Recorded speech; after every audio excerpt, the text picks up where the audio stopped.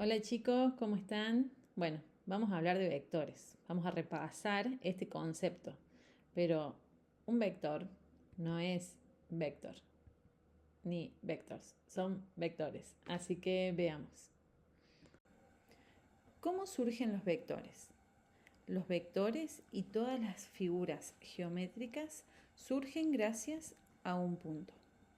Este punto va a ser la unidad fundamental de la geometría.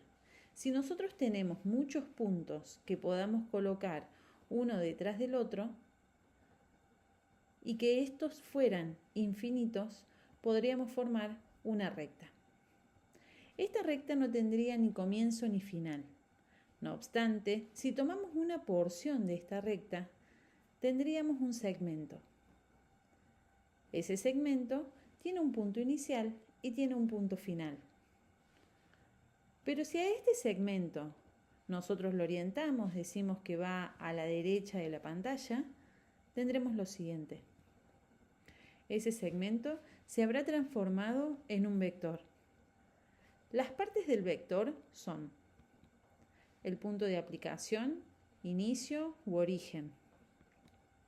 La dirección. La dirección es una línea imaginaria sobre la cual está apoyada el vector. La flecha indica el sentido, indica hacia dónde va ese vector. Y el largo del vector indica su módulo o intensidad. Formas de escribir los vectores. Los vectores pueden escribirse en forma polar, como par ordenado o en términos de vectores unitarios. Pero ¿cómo es esto? Veamos un ejemplo.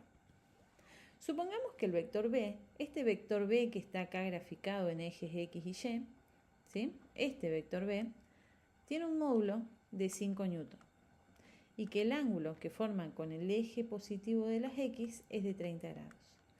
Para escribirlo en forma polar, lo que vamos a hacer es lo siguiente, forma polar. Debemos conocer el módulo. Nosotros al módulo lo conocemos porque es dato del ejercicio, que es 5. Vamos a obviar las unidades para que sea un poco más sencillo. Y luego, como subíndice, vamos a escribir qué ángulo forma con el eje positivo de las X. Entonces, la forma polar, de esta manera, está terminada. Para escribirlo como par ordenado, vamos a tener que revisar la parte de trigonometría, lo que teníamos en matemática, cuando veíamos las relaciones trigonométricas. Vamos a escribir entonces par ordenado. Nosotros podemos recordar que las funciones trigonométricas directas son seno, coseno y tangente. El seno se define como el cateto opuesto sobre la hipotenusa. El coseno es el cateto adyacente sobre la hipotenusa. Y la tangente es el cateto opuesto dividido el cateto adyacente. Pero esos catetos vienen de un triángulo rectángulo. Y ustedes dirán, ¿dónde está el triángulo rectángulo? Aquí. En este sector, ustedes tienen el triángulo rectángulo. Vamos a escribirlo un poco más separado del dibujo original para que sea más fácil. Nosotros sabemos que este ángulo mide 30 grados. Lo que también sabemos es que esta longitud está siendo definida como A. Entonces, esta longitud o la base de nuestro triángulo es A. Y que la altura acá de nuestro triángulo verde es B, ¿sí? Entonces lo vamos a indicar acá. Estos lados A y B son catetos. Respecto del ángulo de 30 grados, B es el cateto opuesto. Respecto del ángulo de 30 grados, A es el cateto adyacente. El lado que nos queda de designar se denomina hipotenusa. Entonces, para que nosotros podamos encontrar cuánto vale este cateto adyacente A, lo que vamos a tener que hacer es utilizar el coseno. De aquí vamos a despejar cateto adyacente. Entonces, esta hipotenusa que está dividiendo, decimos que la podemos pasar multiplicando. O lo que es lo mismo, multiplicamos por h hacia ambos lados de la igualdad. Entonces, Si multiplicamos hacia ambos lados, esa hipotenusa se simplifica y nos queda que el cateto opuesto es igual a h por el coseno del ángulo. Entonces, ese cateto adyacente o A, nuestro lado A, va a valer 5 por el coseno de 30. Hagámoslo.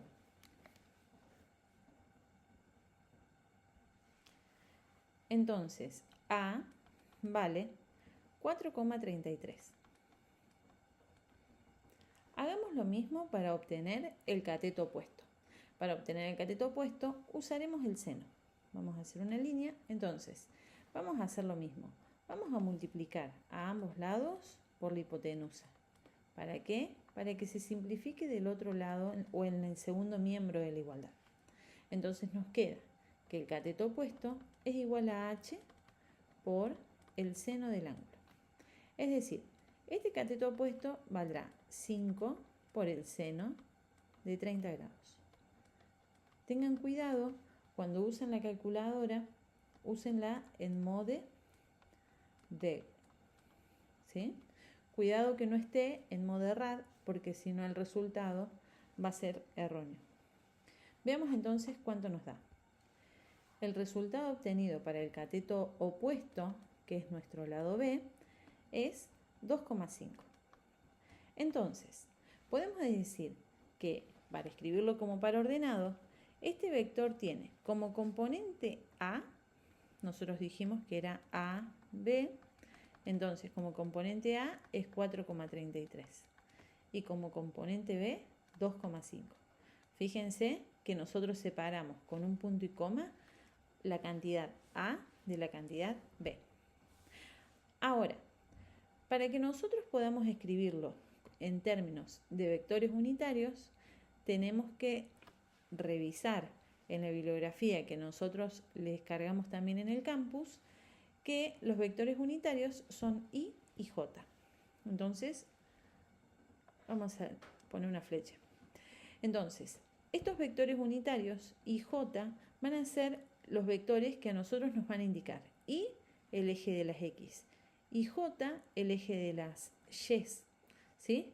Entonces, para escribirlo como AI más BJ, usamos el mismo A y el mismo B que usábamos para el par ordenado. Es decir, nos queda expresado de la siguiente manera. 4,33 y más 2,5 J. Ahora, con estos vectores nosotros podemos realizar ciertas operaciones. Las que nosotros vamos a ver en este seminario de ingreso es la multiplicación por un escalar, la suma que sea colineal, concurrente o paralela, y en el caso de los sistemas concurrentes veremos cómo se resuelve utilizando el método del paralelogramo, el de la poligonal y el método de las componentes. Estos van a ser varios caminos para resolver este tipo de ejercicios, pero ustedes en función a las características de cada ejercicio elegirán un método u otro. Veamos. Operaciones con un vector.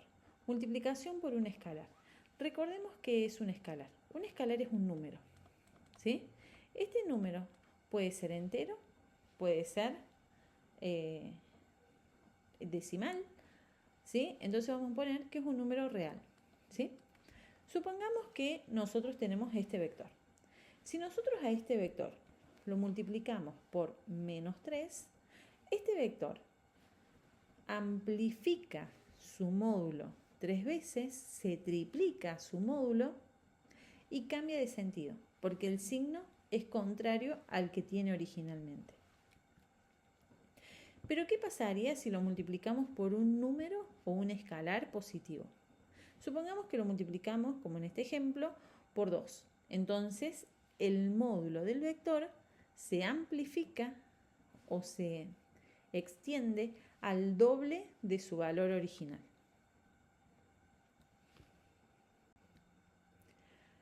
Operaciones con vectores. Veamos la suma de vectores colineales.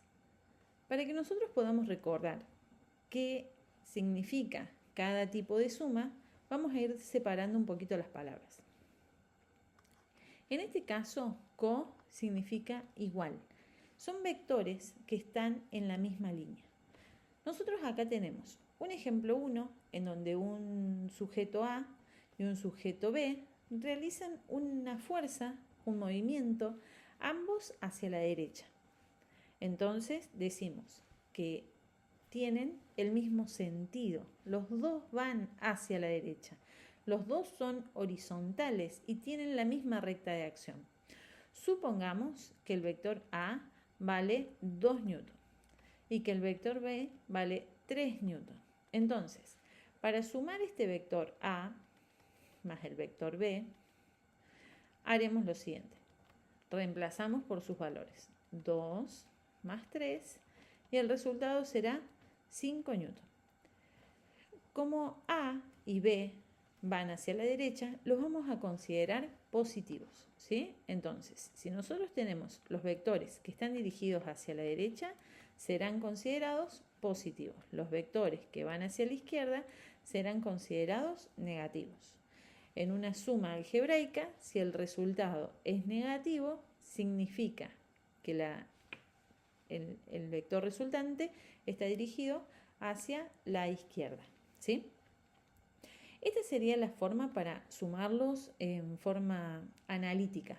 Si lo queremos hacer de forma gráfica, deberemos escoger una escala para los vectores. Ustedes háganlo en papel y verificamos.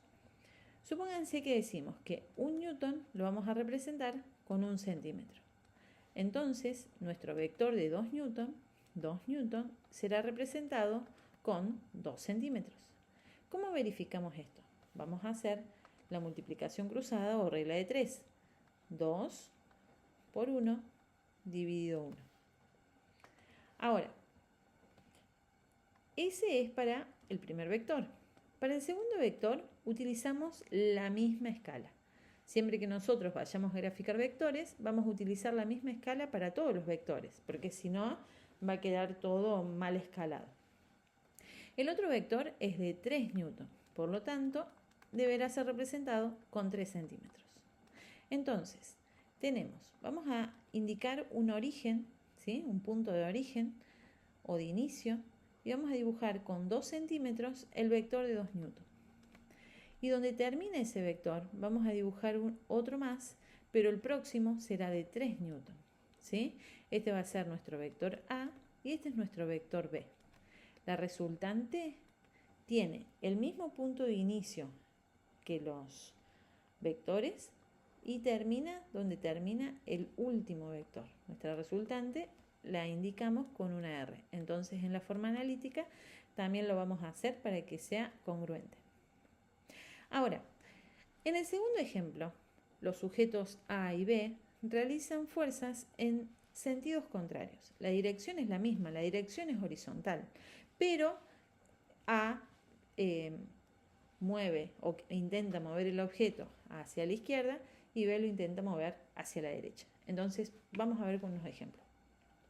Supongamos que este vector A es de 50 newton y que el vector B es de 40 newton. Si nosotros realizamos la suma algebraica, vamos a hacer resultante A más B.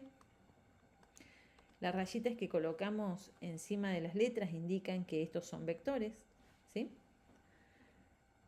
Y como el vector A va hacia la izquierda, lo vamos a considerar negativo. Entonces, al reemplazar menos 50 más 40, la resultante es menos 10. Por lo tanto, nos está diciendo que la fuerza que gana es de 10 newton hacia la izquierda. Pero ¿cómo lo hacemos en forma gráfica? Vamos a definir un punto de origen, igual que habíamos hecho antes. Vamos a dibujar el vector A.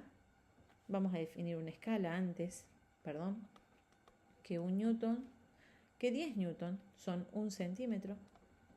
Por lo tanto, 50 newton serán representados con 5 centímetros. Y usando la misma escala, 10 newton, 1 centímetro, el vector de 40 newton será de 4 centímetros. 4 centímetros. Entonces, habiendo definido ese punto de origen, vamos a dibujar el vector A de 5 centímetros, ustedes lo van a hacer mucho más prolijo, de 5 centímetros hacia la derecha, ¿sí?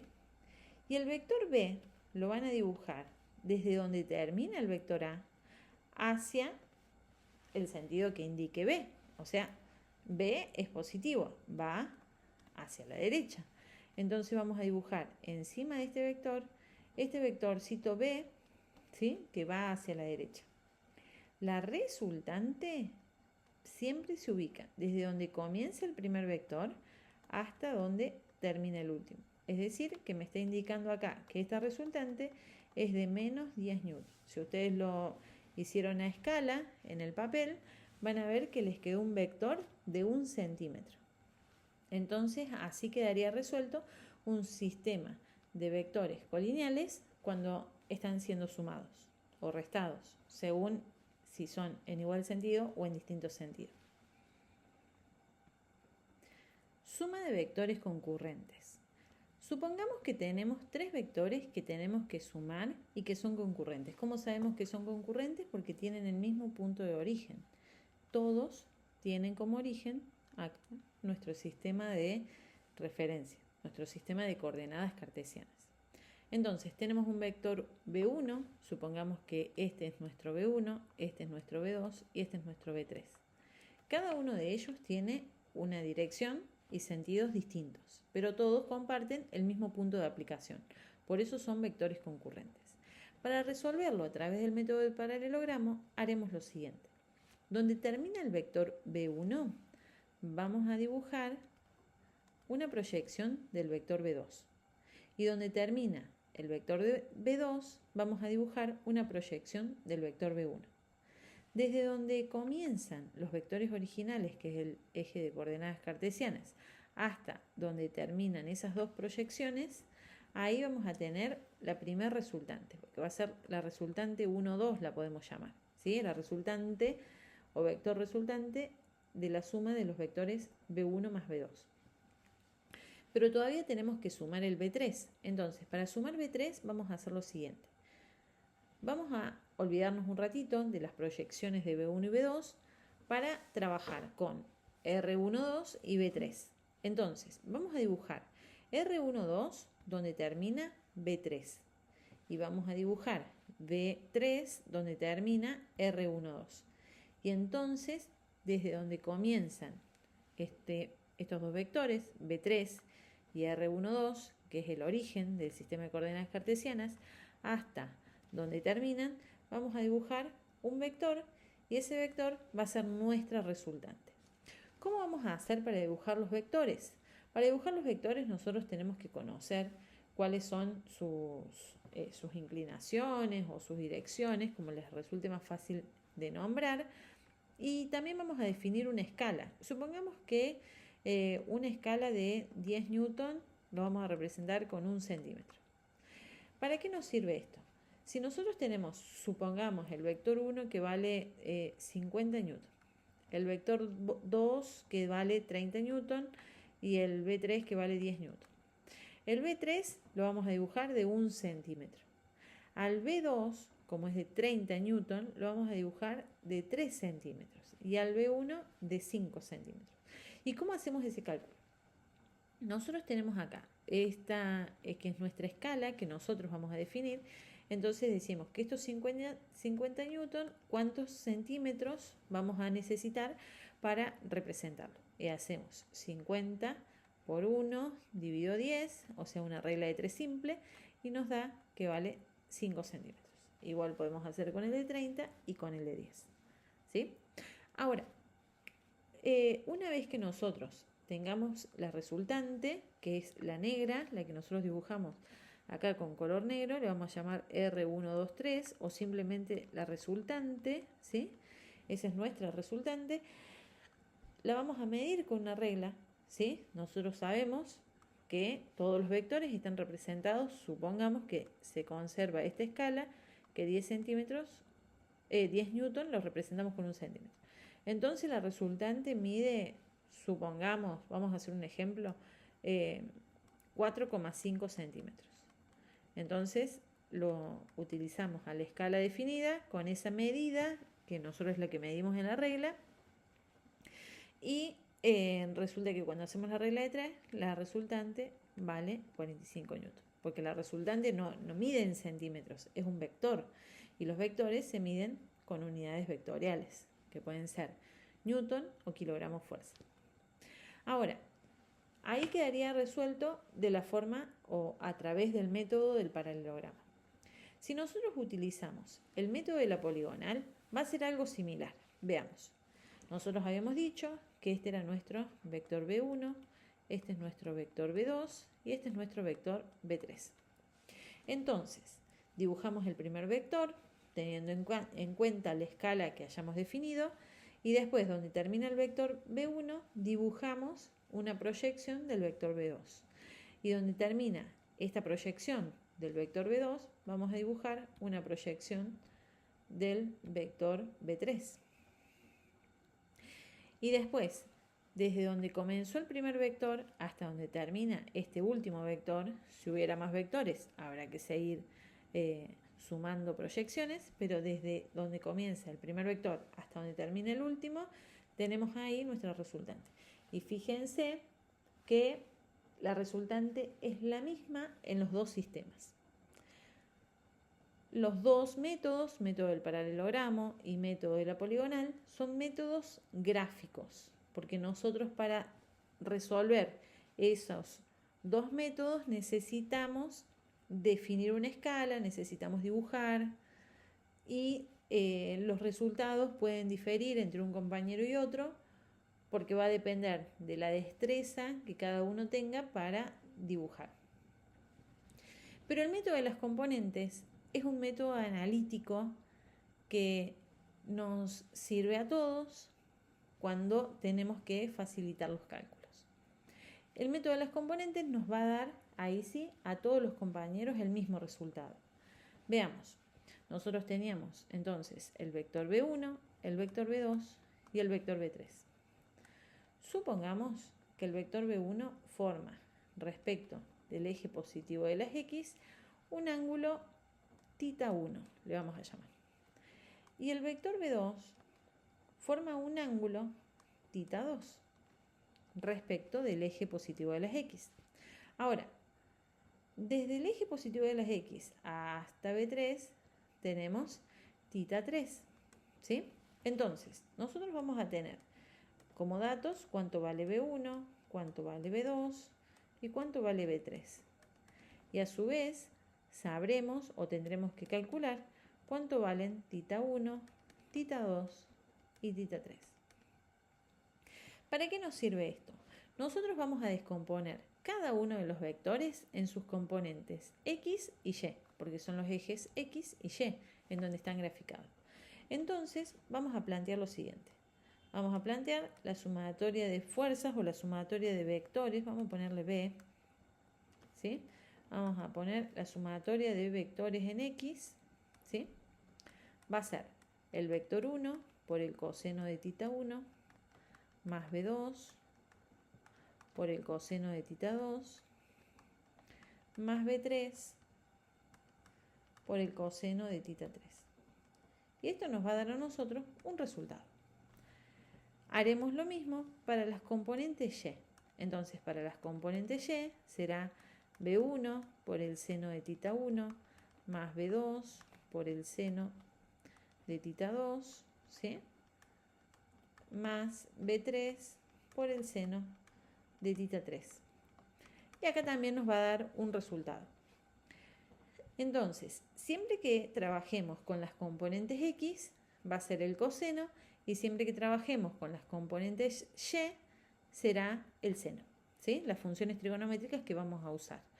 Acuérdense de utilizar la calculadora en mode-deg, ¿sí? Vamos a escribirlo aquí en la esquina, mode-deg, para que no lo olviden. Ahora, nosotros ahí tenemos las componentes. Esas componentes, esa sumatoria de componentes, en realidad representan la componente X y la componente y de nuestra resultante, ¿sí? Entonces nuestra resultante va a tener esas componentes. Según el ejercicio que nosotros estemos trabajando, esas componentes pueden ser positivas, negativas, las dos positivas, las dos negativas, bueno, dependerá. Pero ese no es el valor de la resultante. Para que nosotros encontremos el valor de la resultante, tendremos que hacer la raíz cuadrada de la sumatoria de vectores x elevado al cuadrado más la sumatoria de los vectores y elevado al cuadrado, ¿sí? Entonces, así encontraremos el módulo de nuestra resultante. Y si queremos saber qué ángulo forma la resultante respecto del eje positivo de las x, ¿sí? Que, bueno, nosotros sabemos que nuestra resultante está aproximadamente por acá, ¿sí? Espérenme un momentito, que nuestra resultante está más o menos por ahí, porque en todos los sistemas, en los otros dos anteriores nos dio lo mismo. Este es el ángulo de la resultante, y ese ángulo de la resultante lo podemos calcular como la tangente a la menos 1 de la sumatoria de vectores y sobre la sumatoria de vectores x, ¿sí? Entonces, así es como lo vamos a resolver. Dentro de los ejercicios hay un montón para resolver y la idea es que vayan practicando, y si tienen dudas pueden escribir al foro.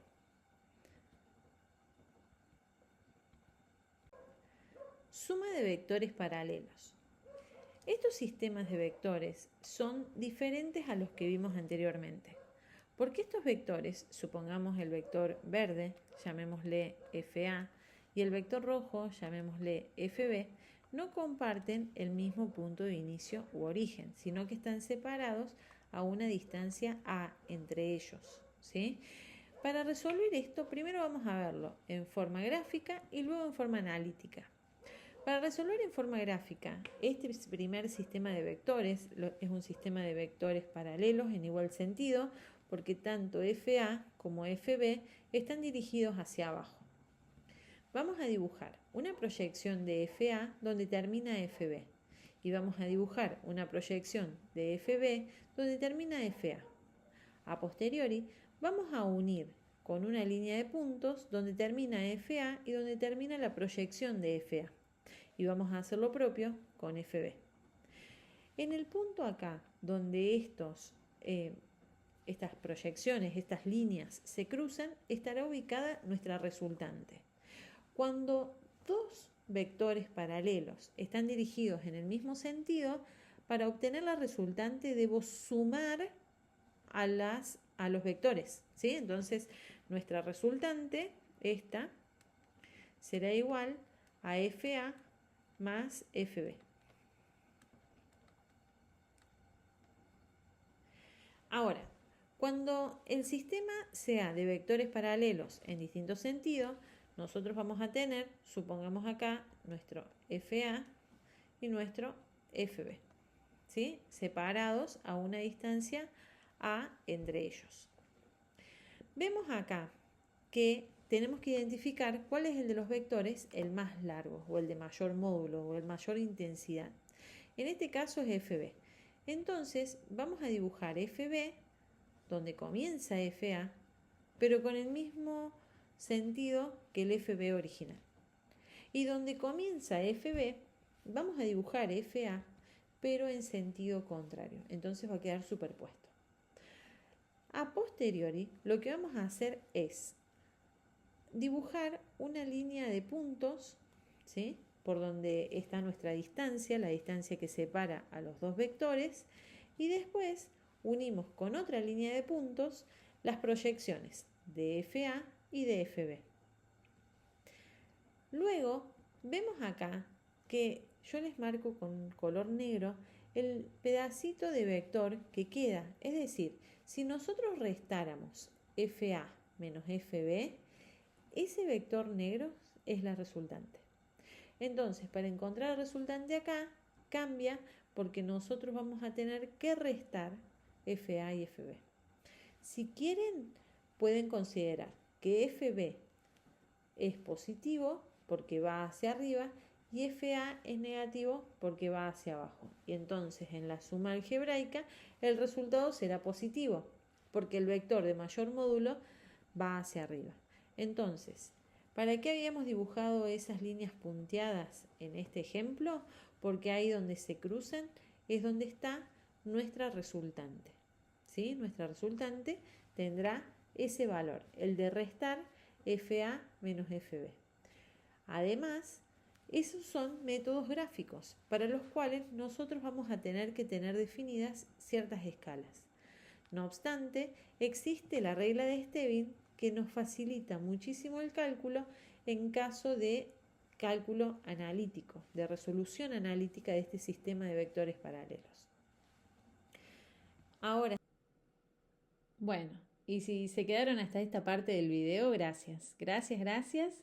Repasen que se vienen otros temas aún más interesantes.